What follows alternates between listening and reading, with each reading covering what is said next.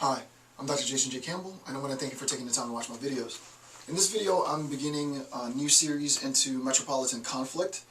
I have the lecture notes already prepared. It's 26 pages.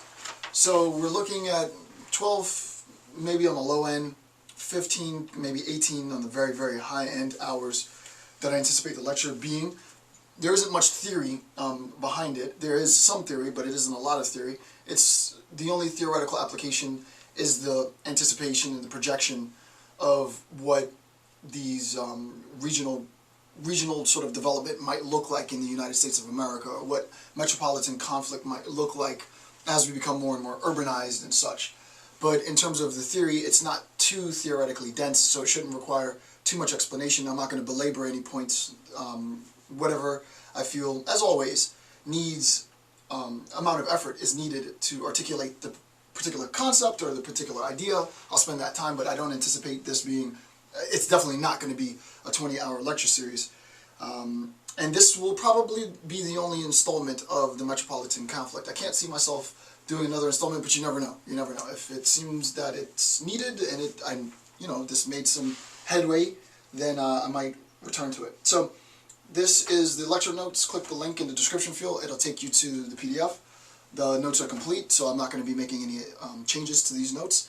And as you know, I'll have the lectures divided by each of the sections. So some of you might be watching me for the first time for this lecture series. Each section will correspond. I'll upload the video in one large batch.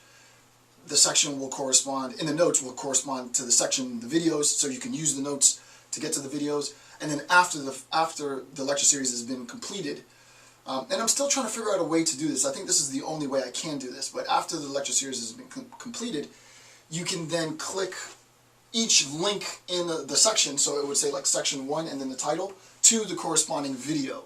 So if you only want to watch, section 1.5 and not watch the rest, after everything has been uploaded, the PDF, the final amended PDF will have hyperlinks in the sections to this corresponding video section.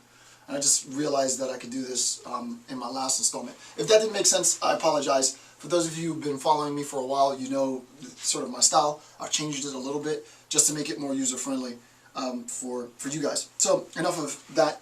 Let's begin metropolitan conflict.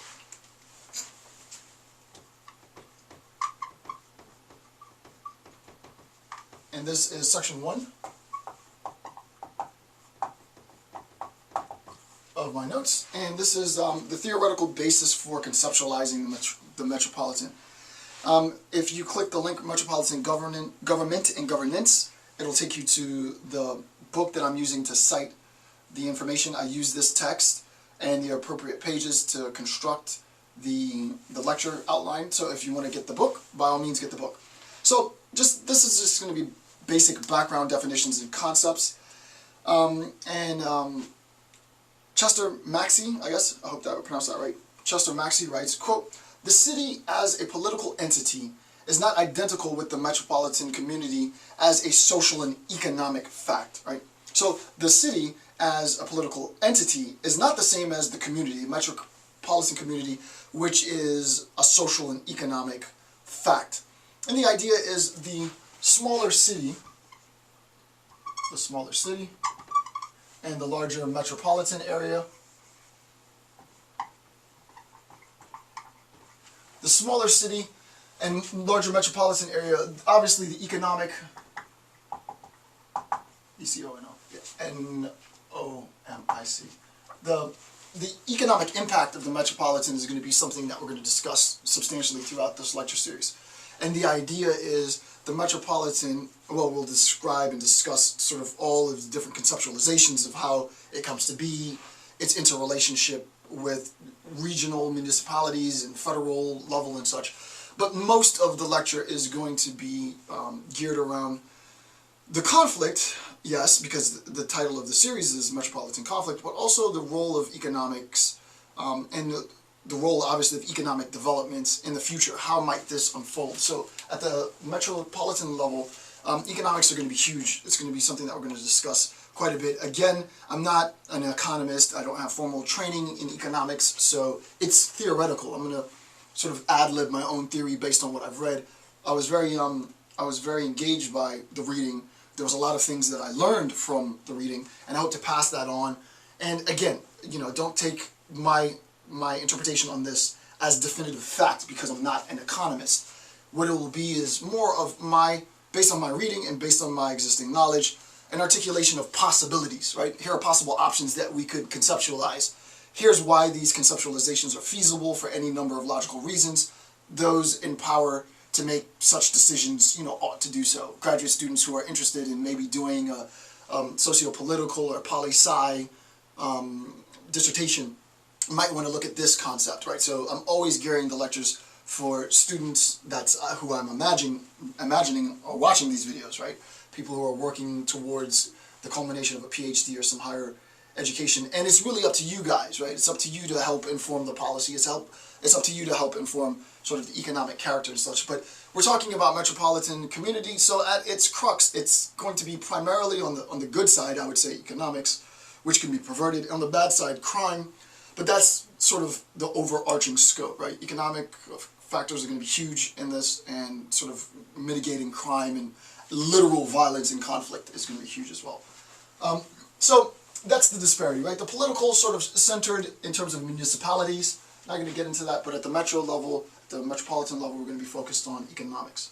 So number one, the 1920 census marked the first time a majority of the U.S. population, 51%, resided in urban areas. But not until 1930s did metropolitan area residents become a majority of the population.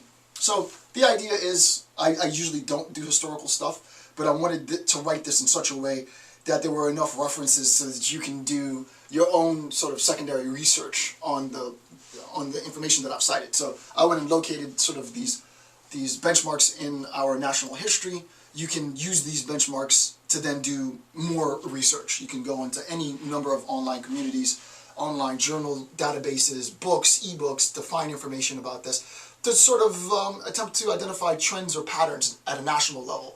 All of this is going to be important in order to make meaningful projections of the future, because we are progressing, right? It's not that we've leapfrogged from one state of affairs to another, but the current metropolitan relationship, the current national climate, is a consequence of all of these decisions that we've made since the turn of the 20th century, and it's important to have sort of bearings. So there's nothing here to critically assess, aside from the fact that as we have progressed into the 20th century, the further we've moved through the 20th century into the 21st century, you can imagine that we had, and sort of, if this is a rural community, if this is rural and this is city, well, I already have city written, there's a progression toward the city. And obviously, urbanization at this very introductory level is exactly that process. It's the process in which individuals migrate towards urban communities, how urban communities develop, the future of urban communities and such. What we'll see as the lecture series goes is in the next 20-25 years, this number is going to be substantially larger. And not just in the United States, but throughout the world, right? A lot of the world's population in general will be residing in urban communities. And in terms of conflict, you can imagine now at both an economic, again, as I said before, the two main hallmarks that's going to mark this entire lecture series will be economics and crime. You can imagine that at an economic level, this is going to be a huge saturation of funds in localized areas, right? And the dispersion of government subsidies will be very, very much so localized, right? As more and more people and the per capita density increases at these sort of city level, metropolitan levels. They have terms for this, megacities and stuff, but I don't want to get into that yet.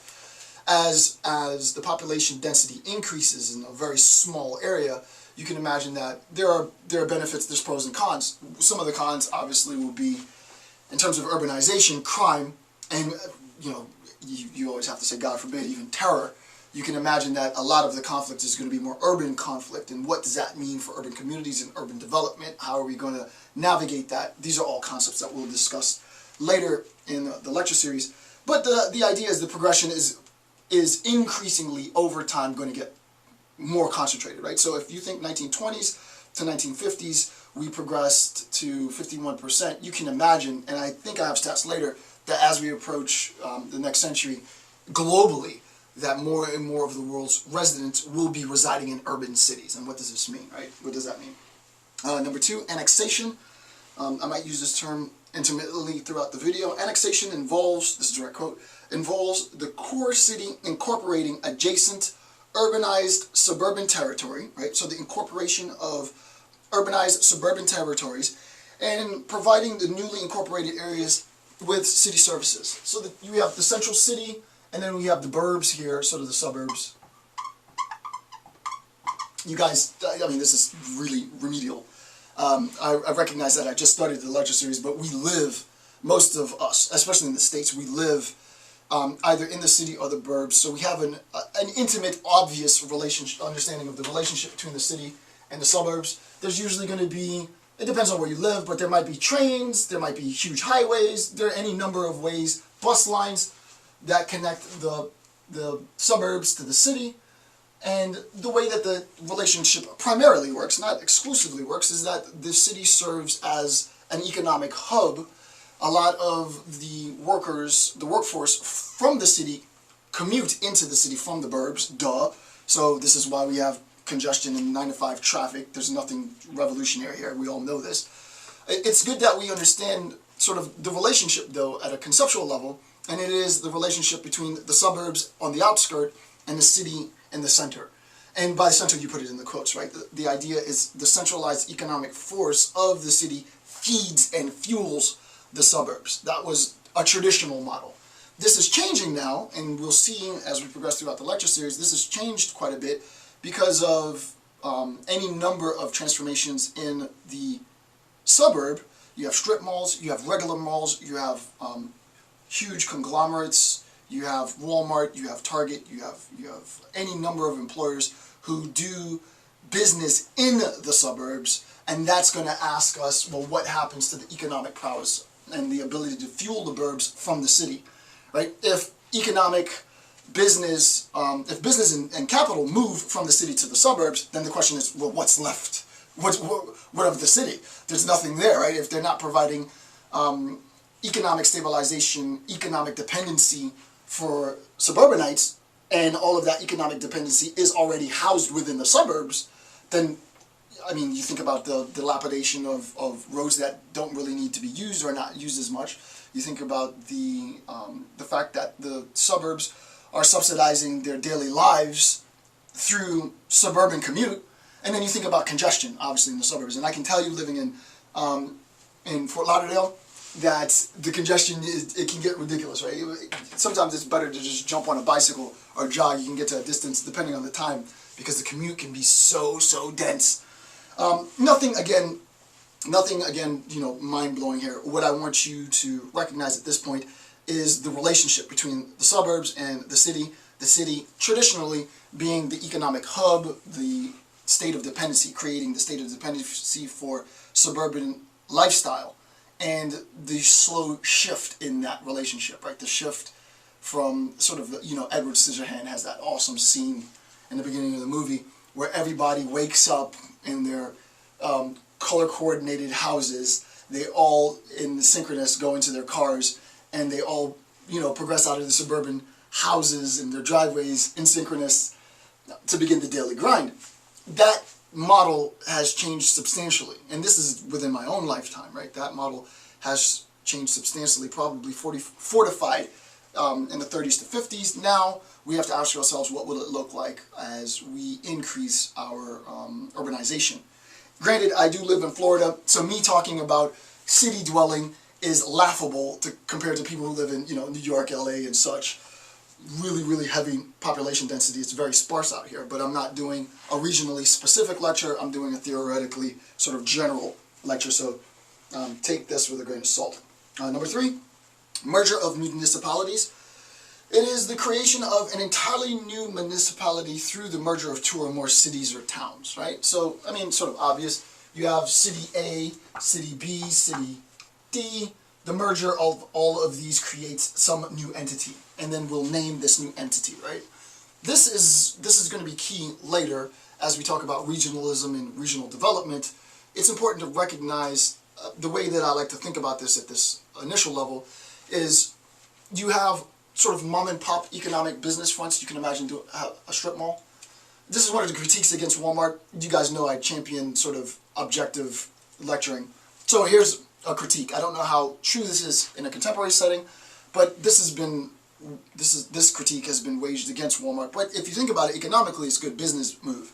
So here's how it works at a local business level, and we can see how it would work. Exactly the same format, exactly the same template in terms of regional development, in terms of city development and such. So imagine this fictitious community, right, small town USA. In the small town USA, they have like a custom bike shop, like a little mom and pop specialty bike shop, and there might be a little a confectionery, right? And there might be a tailor, and there might be, I don't know, some other shop. And these all local shops, and the residents, based on the locality, sort of know that when I need to get bicycle parts and bike stuff, I can go to Bob's store, and when I need to get, hats sewn at the haberdasher or whatever, I can go to the, Mary's shop, and when I need, you get the idea, right? So small town USA, very sort of mom and pop, locally owned businesses in an area. The first thing to recognize is that, one, they're local business owned sort of mom and pop shops. The second thing to recognize is that the customers, that is, the residents in the community, have been habituated to know that at this particular location, at the corner of this block and this block, I can get these services, right? So that everybody in the community has already been habituated. They know that this location specifically means, especially if their business has been there for, a number of years, at this location, and you all know this, right? You know, if I say the pizza shop closest to the house, oh, I know that shop. The place where you do your dry cleaners, oh yeah, that's that right there. So you get the idea. Now, the evil empire Walmart, of course I don't believe this, but, the argument is Walmart comes in, recognizes the diversification of jobs that are created there, services that are produced there, products that are sold there, and they buy out the land. They buy everybody out, what have you, and now everybody still goes to that one location, right? You can imagine that Walmart is, and I don't mean to use Walmart specifically, again, this is not to be pejorative, I just think it's a good example. Walmart, some people would say this pejoratively, I would say this is the flow of sort of market economics, right? This is good business practice. And, whatever, I'm not going to get into that, I'm not a politician, it doesn't really matter. But you can imagine that, shop A who sold the bikes, shop B who sold the hats, shop C who sold shoes, have all been consolidated in exactly the same geographic area. It's not that the geographic area has changed. We're talking about exactly the same, to be technical, latitude and longitude, if you want to be that technical. But they've been consolidated into some one entity, right? Such that Walmart, as an example, facilitates the consolidation of that diversified sort of mom and pop economic streams of capital, right? So rather than, there being, 3, 4, 5 different streams in which this money was pooled, it's now pooled into one multinational corporation, right? So you get the idea. Why is it good business for Walmart? Well, it's obviously good business for Walmart because they're able to facilitate the needs of the community, and the community already have expectations of goods and services provided in that area, and Walmart provides those goods and services, right? So it's obviously good business practice. I'm not going to get into is it good for the community, yes, no, now, because that will sort of sidetrack the lecture. So we know it's good business. Now, in terms of the consolidation of multiple municipalities in this concept of merger of municipalities, you can recognize that this combination might ease the burden of servicing the larger community. If one municipality is really, really good with water management and they have the new water management tree, and this is just off the top, right? But they have real good technological advancement in their water sanitation facility, and they've demonstrated that ability, then in this new merged municipality, you would expect, obviously, that they would be the forerunners in terms of sanitation and such. If another former city had better understanding of, and I ate almonds before I lectured, FYI, don't eat almonds before you do a lecture because you have, have a mouthful of almond pieces. It's sort of hard to lecture when you got like almonds like all in your teeth. It has nothing to do with this lecture, but sorry. If you see me fidgeting with my mouth, it's that. So if another municipality was really good with education, they had a good educational program that was instituted, and on and on and on and on. So that when we talk about services, the community provides, the community assumedly reaps the benefits of this consolidation. Why? Because the consolidation is also a consolidation of the services and the expertise that each former municipality had. Where there are redundancies, those redundancies are mitigated, those redundancies are probably dissolved.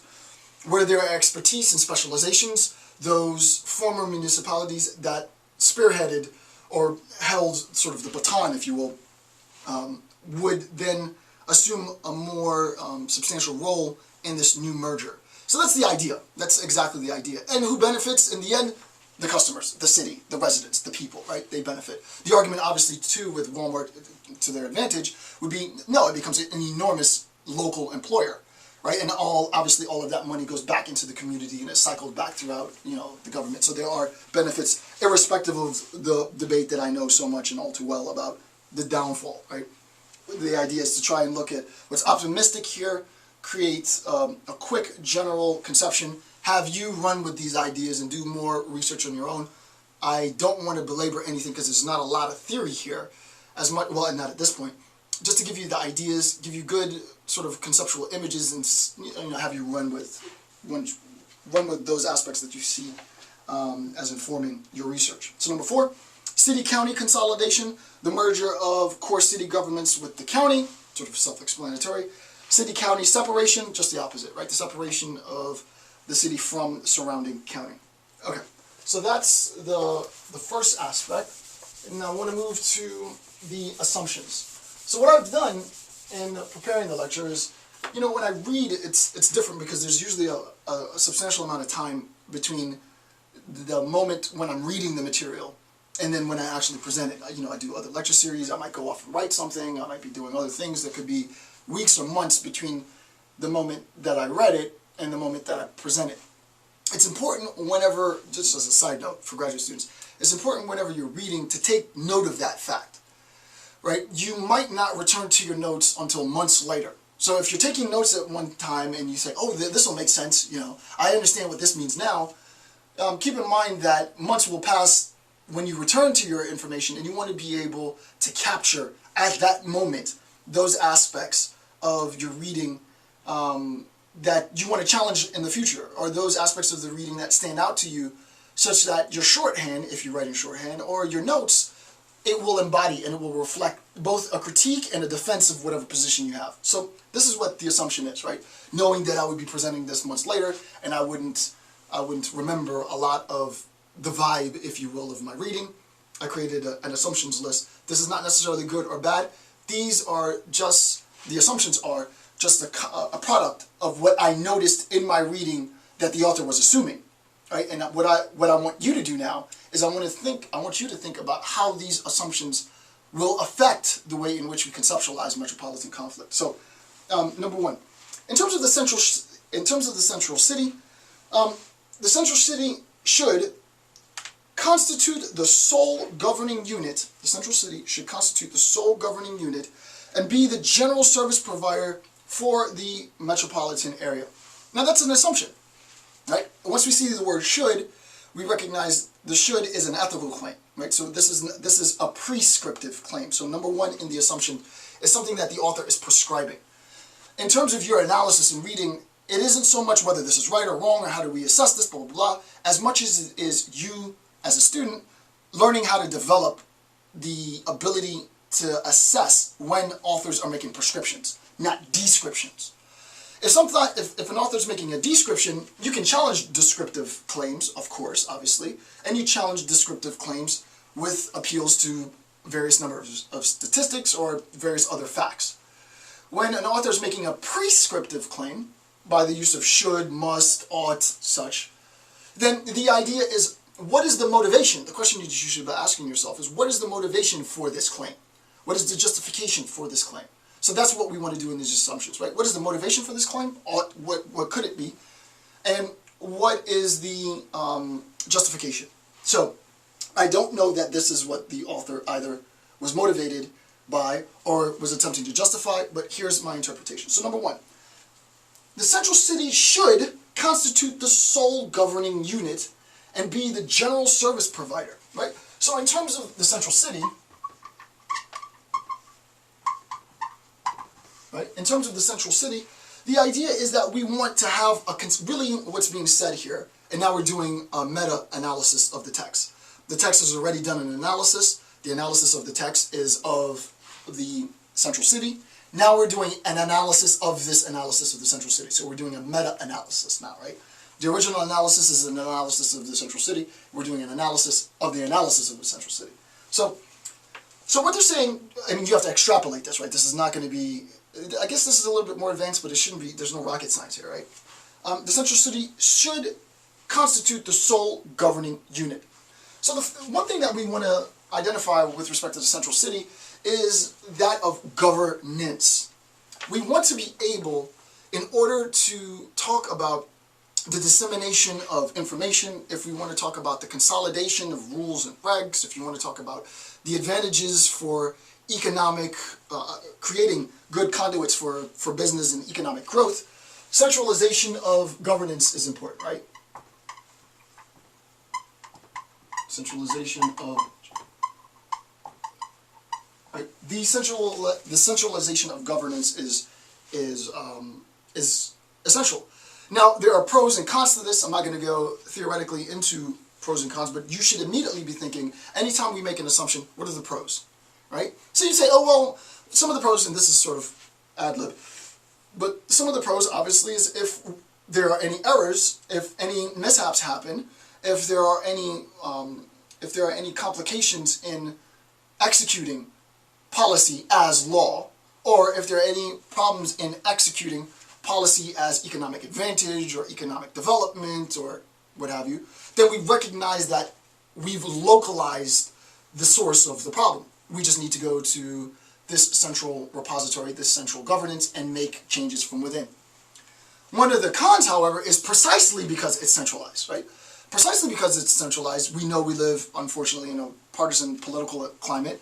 This partisan politics isn't just federal, it's at your state and your local municipality level, right? So that the idea is centralization could, given sort of the practicality and the real world conflict that we have as citizens, among citizens, politically affiliated or not, we recognize that this level, this consolidation rather than condensation, this consolidation of governance at the city level could, it might be a little too idealistic, right? It could favor one political mode of governance and not another, right? It might be too consolidated, too powerful. Thus, we recognize in the assumption some pros for the assumption and some cons for the assumption. There's no need for me to flesh this out now. Also, I'm presenting this at, Master's Plus level. So what I want you to do as students and as just viewers or whoever you are is to recognize, okay, there is obviously an assumption because the author is making a prescriptive claim by evoking the word should. Insofar as the author is making a prescriptive claim, I recognize that his motivation in this sentence is probably to do good, right? It's probably to facilitate the expedition of legislation. It's probably to expedite the flow of capital from the federal government to the local and such. I understand that might be the motivation. However, what are the drawbacks to that assumption, right? The drawbacks might be that maybe we do need to preserve some decentralized functioning, and we might need to think about a less centralized functioning for our local municipalities, and what might that look like, right? What are the advantages of decentralizing aspects? What are the disadvantages? And I'm not going to get into any of these now. The idea is to give you the impetus so that you can sort of answer those questions yourself. Number two, problems of government, and maybe I will read the notes for this because I feel like I'm going rapidly through this. The idea is, in terms of metropolitan conflict, this is not really theoretically dense. It would be ridiculous for me to overkill this with laden theory. I think it's important that in communicating this, you have a recognition of the existing body of literature. You recognize that our social relations have changed. You recognize that an author is making an assumption, and the question is, does the author's assumption fit? Will it facilitate, will it advance our current contemporary social needs? If yes, let's adopt it. If no, let's get rid of it. And that's the vibe. That's sort of the pace for the rest of this lecture series. So number 2, problems of government, quote, could be corrected by appropriate structural changes, right?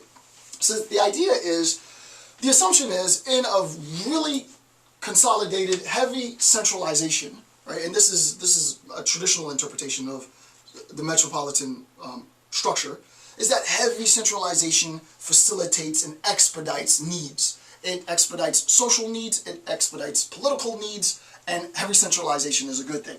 You can recognize that this is clearly going to change, right, as we progress. As I said, it might not have to go as far as decentralization. I'll talk about any intermediary number of instantiations, sort of manifestations of this transformation. And what you'll see is, eventually we're going to go from what is heavy centralized central governance to changes in that throughout the historical development. And as we get to the 50s and the 60s and now, it's going to be radically different, right? Some of the assumptions are going to be radically different. So one of the problems of government, the assumption is, it could be corrected by appropriate structural changes, and that is structural changes within this centralized unit, this centralized core.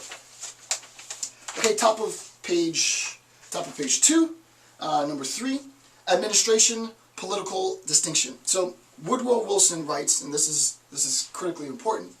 Woodrow Wilson writes, quote, administration lies outside the proper sphere of politics. I love this quote, actually. Administrative questions are not political questions.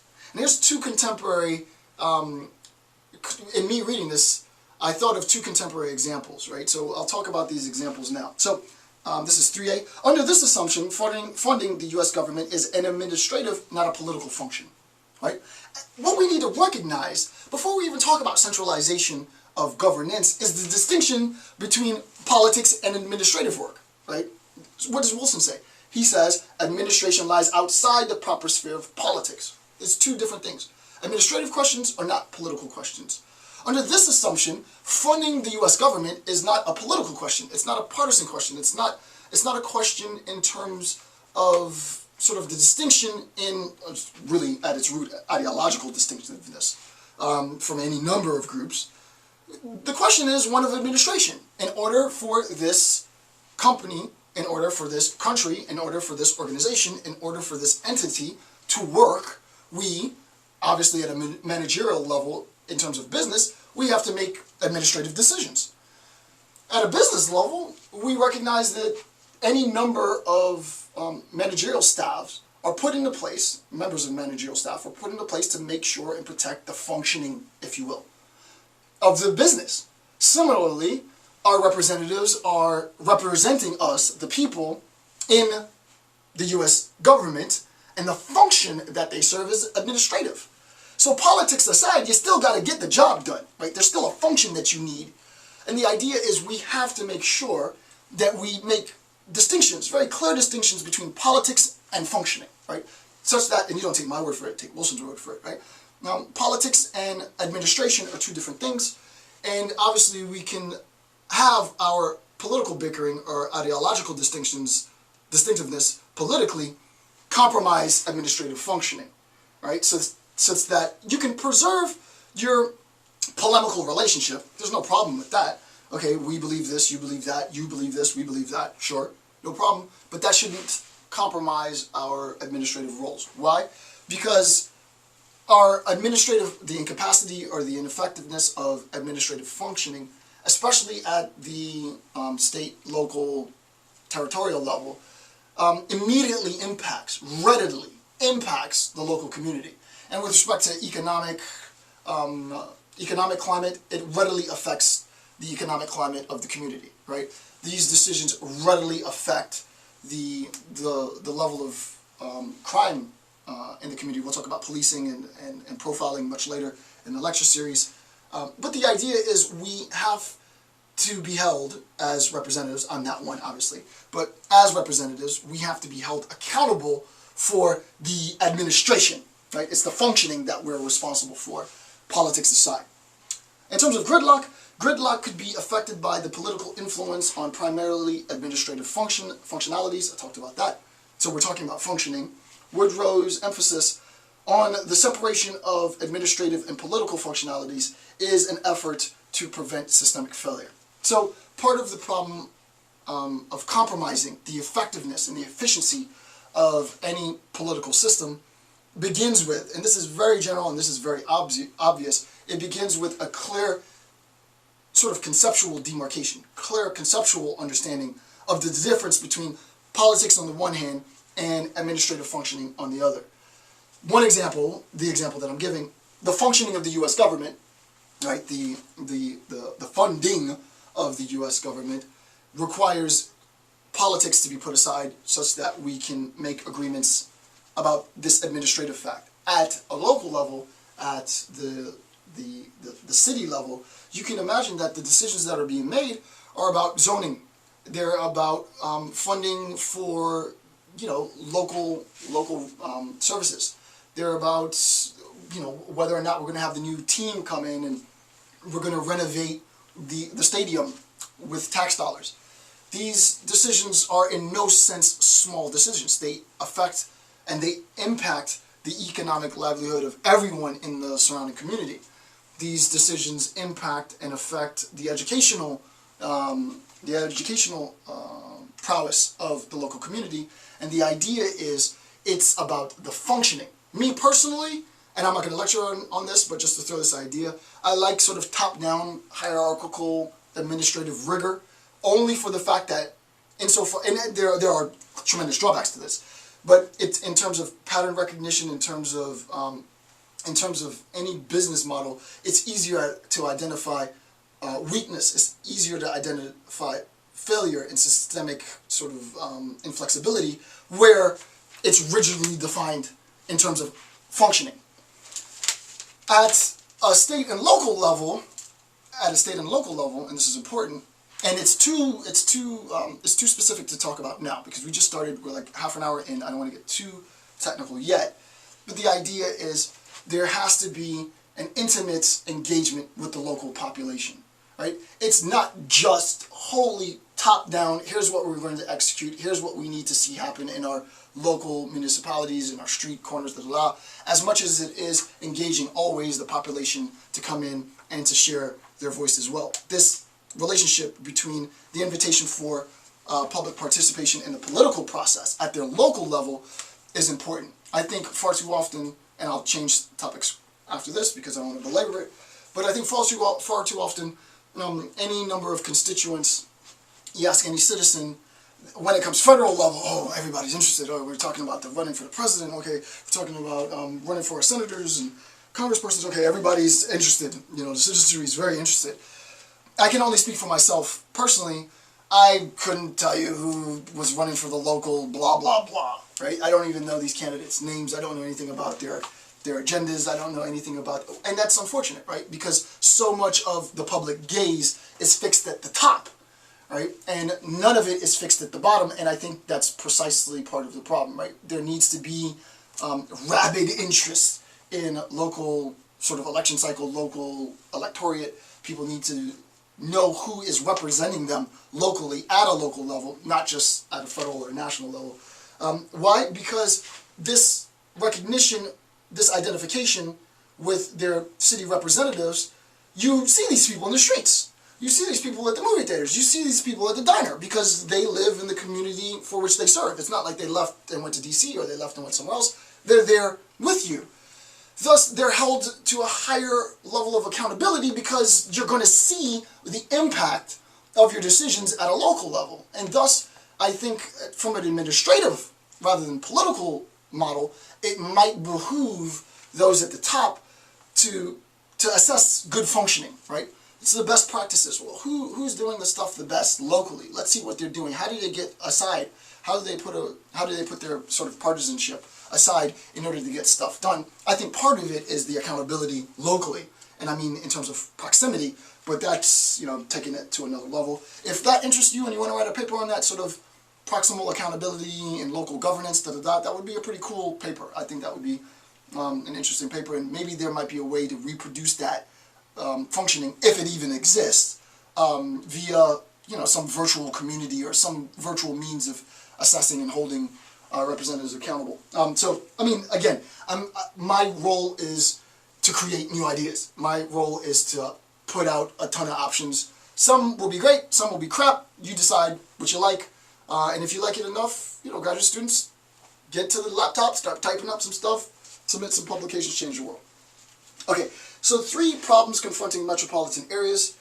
This is advanced by Gulick. I hope I spelled that or pronounced that right. Number 1, inadequate services in parts of the region. That's sort of obvious, right? Obviously, one problem for one problem for every metropolitan, not just every metropolitan area, would be inadequate services. You drive home, you got potholes. You have slow running buses that don't come on time. You have improper water sanitation. You have shoddy educational, institutions and such. And the idea is, in terms of our government, a lot of governance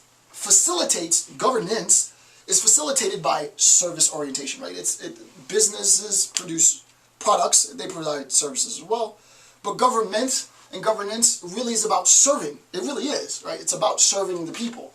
And the idea is you can gauge the effectiveness of any local leadership based on, and I'm sure these metrics must exist, right? Based on the level of satisfaction and services that are provided, right? If the surrounding constituents believe that their government services, you named any treasure trove of lists, facilitates their communal needs, and they rate those representatives at their local municipalities highly, that should mean something, right? That should mean something. It should be a means of, and we'll talk about this later, but it should be a means of marking innovation at a national level. I'm a fan of number crunching, right? Everything should be quantified as much as possible. It will also facilitate this idea of an inadequacy of services. It also will facilitate a way of holding those representatives who aren't responding to the needs of the community and the services aren't to par. It's a means of holding them accountable, right? So that the idea is, and again, I'm not an economist, I'm not a poli-sci guy, so I don't know, a lot of this probably already has names, a lot of this is probably quantified. Maybe it's not, I'm just intuiting a lot of these relationships, but the idea is if we have benchmarks in place such that we can assess the effectiveness of and measure and justify how these metrics are being assessed, the effectiveness of the service provision that local municipalities offer to their constituents, if there's a metric in making these assessments, you create a condition where at a federal level, at the national level, you can, and I don't know the legal bits, right? I don't know if it's the constitutionality of this and the law, just pure theory. But the idea is to create a condition, and we have to sort of push ahead. So I will push this far. If some of the stuff that I'm saying is not constitutional, you'll have to forgive me, but I'm a theorist, right? I'm not looking to implement this as much as conceptually. I want to be able to think of a way, based on the reading, to create this new metropolitan community in which local municipalities can be held accountable for the services they provide to constituents. If there isn't a metric in place, if there isn't something quantifiable in place, in order to hold elected officials at a local level accountable, well, building any national model on metropolitan or regional development, building any national model on something that isn't based in quantifiable metrics, I think eventually would undo itself. It would implode. So there has to be, this is my intuitive sort of gut sense, and this might already exist, and forgive me if this is obvious, right? But there has to be a way of making empirical assessments of service satisfaction, right? So, you watch any commercial and they say J.D. Powers holds, Verizon or, AT&T or blah, blah, blah. You have this independent company, J.D. Powers, I'm assuming, they assess service. There probably is, independent models that are applied at a local level that is used, the data of which is used nationally, so that we can assess better and worse practices, and the idea might just be suggestive, but hey, let's look at, municipality X, because their sort of leading the way, and here's how we're justifying that assertion. We've created some metrics, and we want it to be implemented as such. So again, that I guess I am going to do theory. I didn't think I was going to get that theoretical, so I'll sort of vibe it. Sometimes it might require that I take it to that level, but again, it's not necessarily my intent to do a lot of theory in this lecture series. Number 2, this is under 3 problems confronting metropolitan area, and I might not need to write a lot on the board, so let me just erase this now. Number 2, quote, the absence of a comprehensive metropolitan community program for development, right? There has to be a recognition that as society changes in society will gradually result in needs for infrastructural change. That our metropolitan community is physically going to change. And the idea is, if there isn't a comprehensive plan, right, if there isn't a comprehensive metropolitan community program, development is going to be hampered, right? Such that our projection into the future, 20 years, has to take into account. And I guess I am going to do a bit of theory here, but it has to take into account, and I'll talk about this later, so I'm jumping the gun a bit, but it has to take into account that a growing number of the nations, and I'm now talking specifically about the United States of America. This might apply anywhere in the world, but this lecture is pretty much metropolitan conflict in the United States of America. So within the States, a growing number, small, but a growing number of our citizens are making money virtually, right? Millennials are making money virtually. You go to YouTube, you got a great channel, not my channel, trust me. You have an established, legitimate YouTube channel, you have some, legitimate online business that you have. A lot of millennials are generating their whole sustenance, their entire income from virtual communities.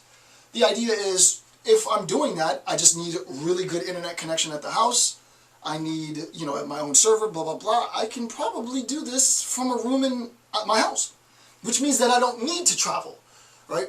And as that number grows, right, as more and more people find various ways, and granted, this is not going to be the norm. I recognize that, I'm not stupid. 50 years, 100 years from now, maybe 100 years. We're talking very small incremental change over time. I would love to see the statistics on sort of the economic statistics, demarcation of households. This would be awesome for like census, actually. The number of households, like I could see something on a census that would say, do you generate, is the whole of your income generated from online revenue or something to that effect? It would be interesting to know what that number is, right? And I would imagine somebody's got that number somewhere. But that's a really important number. Why? Because our city planning is going to need to know that number, right? If that number is, I don't know, let's say, it's probably 1%, maybe 2%. It's off the top, I have no idea what the number is. Let's say 2% of U.S. citizens, and that's actually pretty high, I would imagine. 2% of U.S. citizens make 100% of their money from online business, right? So you can imagine, well, they don't need gas as much as other citizens. They don't need to use the roadways as much as other citizens. Their carbon footprint is obviously a lot smaller than other U.S. citizens. Why? Because there isn't the need for commute as a means for, satisfying their economic needs. That's important. Why? Because, well, maybe we can talk about transformations in our highway systems and our highway structures, right? As that number progresses, right, we see it goes from 1% to 2%, and maybe in 5 years it doubles, and maybe in 10 years it quadruples. Wow, we need to take note of that, right? Why? Because that one specific statistical fact, that one number, like does your household get the entirety of its income from, online revenue, that could affect the way in which we build, right? It wouldn't make sense, just theoretically, now I'm extrapolating far, far ahead just to prove the point. It wouldn't make sense if a particular sort of geographic area, so you can imagine that this is a geographic area, say it was 50%, half of the, completely theoretically, 50% of the people generated their income from 100% online revenue, and then you had this humongously long, super long distance before you got to any major city. The other 50% are going to be thwarted. It's a disadvantage, right? It would be disadvantageous to have to drive to the next adjacent city in order to find a job. And what would end up happening, likely, this is obviously, so, it's not hyperbolic, but this is more inference-based. You would imagine that this number would rapidly escalate, right? As more and more people find it viable to generate their income from online revenue, it would be, it's not a fact, but there needs to be correlation studies doing this. It would likely be the case that this base, constituent base, would exert the same amount of effort in driving. And another question that might be asked if you're doing qualitative methods is, for those people who say yes, how many miles do you drive a week? And to test, it would be, this is theoretical, obviously, but to test, well, yeah, I get 100% of my money from online stuff. How many miles a week do you drive? I drive, 120. Wow, that means something, right? That means something for community development. It might not, you guys are smart, right? This is graduate level.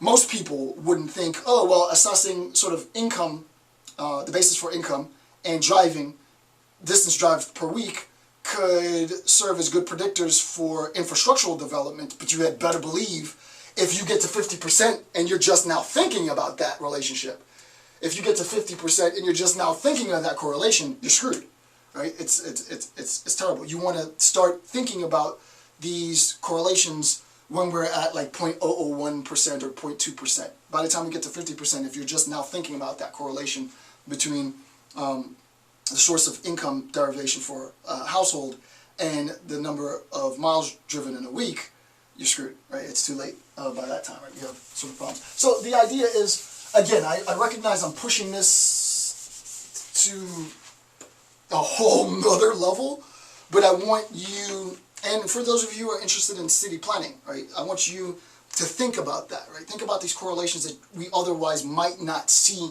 as being predictors for infrastructural development or infrastructural planning or city planning, but it's precisely those correlations that will help us in mapping out how the 21st century cities are going to look, right? What is it going to look like? Number 3, the lack of region-wide democratic machinery for teamwork, which is important. Democratic machinery for teamwork, for thinking about dealing with common problems, right? And this is hugely problematic. This is hugely problematic because we are so partisan now. It wasn't like this when I was a kid. When I was in my teens and stuff, there was bickering back and forth, but now there's gridlock. Like, gridlock is the new norm. Not passing legislation is the new norm. Not working together, not reaching across the aisle, unfortunately, is the new norm. I don't think it's going to be like this forever. Obviously, it'll change in time. But the idea is, as our cities develop, as our researchers go out and they validate some of the statistical correlations that I was talking about that need validation, all that data is going to go back to Washington. That's where it's going. The data stops there. Based on that data, there will have to be decisions that are made, and the idea is always, it sounds rather cliche, but we as an American sort of family, if you will, to put it in, we're talking about the homeland, so I mean, we as a family need to recognize that we need to find strength in our numbers, in our relationships, and creating metropolitan, at a macro level, right? Creating metropolitan communities where services are shared, creating conduits for regional employment, regional enticement, solicitation of business, stuff that I'll discuss later.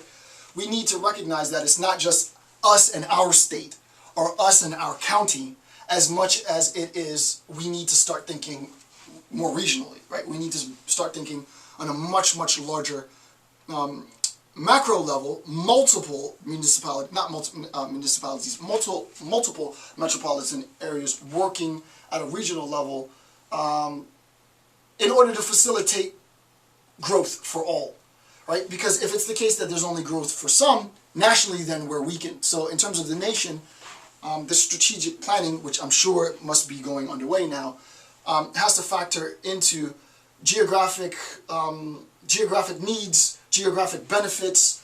Obviously, being a peninsula and largely coastal community, Florida has clear things that it offers to the national market in terms of business enticements, in terms of solicitation and stuff, in terms of exportation to the Caribbean and to South America, and obviously sort of that We recognize that Florida has something that it can offer. But the idea is to figure out how we can organize different, and the way I think this should unfold, the organization of states into regional, I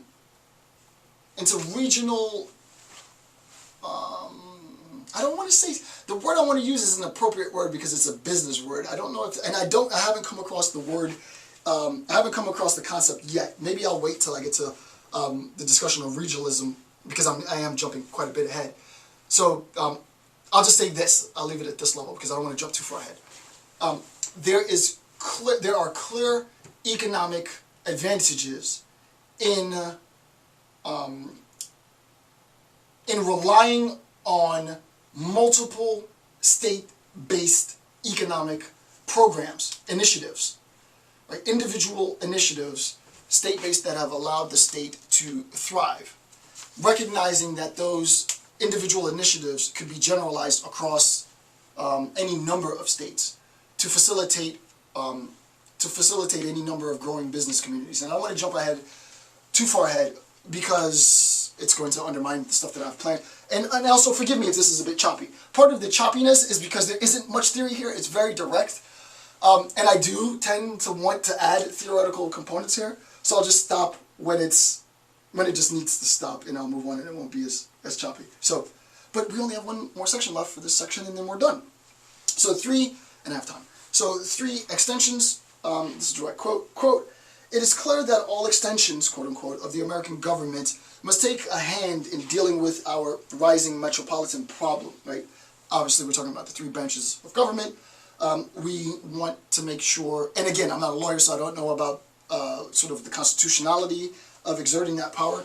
I'll just leave the quote, and I'll move on. That's going to be my sort of mode in this lecture series, because a lot of this has legal implications, and I don't know the legal implications. So I've provided you with the quote. Use the quote for your own research interests, and you have a basis to build your own theoretical interpretation. So number 1 of these 3 extensions, the federal government argued for the, quote, "increased role of the federal government in terms of interstate highways, urban renewal, crime syndicates, etc." Obviously, highways, interstate highways, we're thinking about the federal government in the 1950s. This will come later as well. I read this in prepping for this. I just happen to know that the author is referencing the 1950s. So the federal government during the 50s, very, very interested in expanding our highway system. But the idea is we've changed a lot since the 50s. That number that I raised, that number is only going to get higher and higher and higher. And what does that mean for the use of our interstate systems? What does that mean for the maintenance and the care of our interstate systems and such? The idea is, as we progress as a society socially, as we find new, and we always find new niche markets for the generation of capital. That's what capital does, creates new markets. Online market being probably the biggest ever. It's going to transform the topography of our nation. It's going to transform the way in which we build, the way in which we develop, and the question is to identify how our social practices inform our the infrastructure around us. Number 2, state government. He argued that the state would play a major role in providing expanded education, law enforcement, recreation programs, etc. So obviously, the federal government interested with macro-level interstate highways, you can see why that would be the case, duh. State government interested with crime, interested with the regulation of education and law. I mean, obviously, that's key. And then lastly, local government and their people. Nothing can be done without the assistance of the local government. I thought that was a great point. That concludes the initial section, section 1.0 of the analysis. As I said, I think what I would contribute is a recognition that we need to be looking at best practices at the local level, and then seeing how those best practices keep representatives accountable, and if possible, generalize such that we can create metrics for accountability at the local level, and maybe mimicking some of the best practices at a national level. With that, I'm going to conclude this first section of my series into Metropolitan Conflict. I'm Dr. J.C.J. Campbell. I want to thank you for taking the time to watch my videos. Have a good day.